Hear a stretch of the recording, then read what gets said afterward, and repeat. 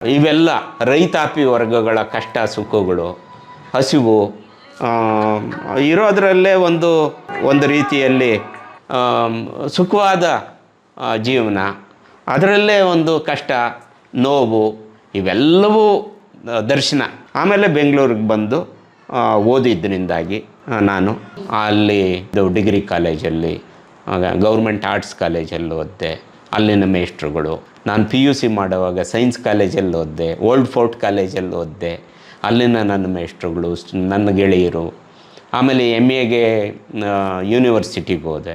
ಅಲ್ಲಿ ಭಾಳ ದೊಡ್ಡ ದೊಡ್ಡ ವಿದ್ವಾಂಸರು ನನಗೆ ಮೇಷ್ಟ್ರುಗಳಾಗಿದ್ದರು. ಡಾಕ್ಟರ್ ಸಿದ್ಧಲಿಂಗಯ್ಯನವರು, ಬರಗೂರು ರಾಮಚಂದ್ರಪ್ಪನವರು, Nataraj Huliyar, DR Nagaraju, KMS, K Maralusiddappa ಅಂತ ನೀವು ಕೇಳಿರ್ತೀರಿ.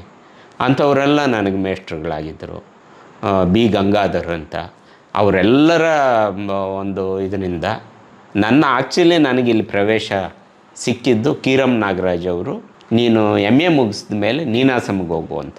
ಇಲ್ಲಿ SLC ಆದವ್ರಿಗೆ ಪ್ರವೇಶ ಇರೋದು. ಇಲ್ಲಿ ಡಿಗ್ರಿ ಆದವರು ಬರ್ತಿದ್ರು, ಆದರೆ ಮಾಸ್ಟರ್ ಡಿಗ್ರಿ ಮಾಡಿದವರೆಲ್ಲ ಬರೋದು ಕಮ್ಮಿ ಇಲ್ಲಿಗೆ.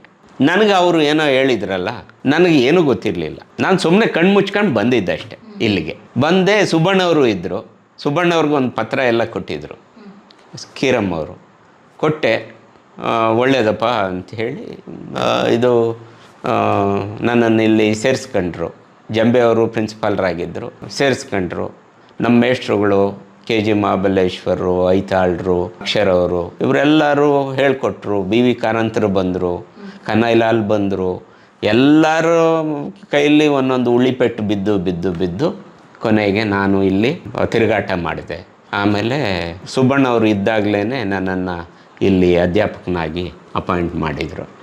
ಮಾಡ್ತಾ ನಾನು ರಾಜ್ಯದಲ್ಲಿ ಏನಾದರೂ ಒಂದು ಕೆಲಸ ಮಾಡಬೇಕು ಅಂಥೇಳಿ ನನ್ನದೇ ಒಂದು ತಂಡ, ನಾವೆಲ್ಲ ಸೇರಿ ಒಂದಷ್ಟು ಜನ ಸೇರಿ ತಂಡ ಕಟ್ಟಿದ್ವಿ, ಜನಮನದಾಟ ಅಂತ.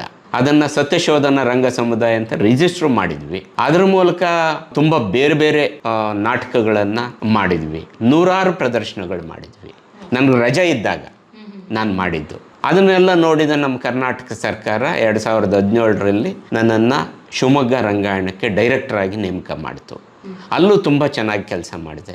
ಅಲ್ಲಿಂದ ಬರಬೇಕಾದ್ರೆ ಎಲ್ಲರೂ ತುಂಬ ಚೆನ್ನಾಗಿ ಕೆಲಸ ಮಾಡಿದ್ರಿ ಅಂತ ಕಣ್ಣೀರು ಹಾಕಿ ಕಳಿಸಿದರು. ತುಂಬ ಚೆನ್ನಾಗಿ ನಮ್ಮನ್ನೆಲ್ಲ ನೋಡ್ಕೊಂಡ್ರಿ ಅಂತ.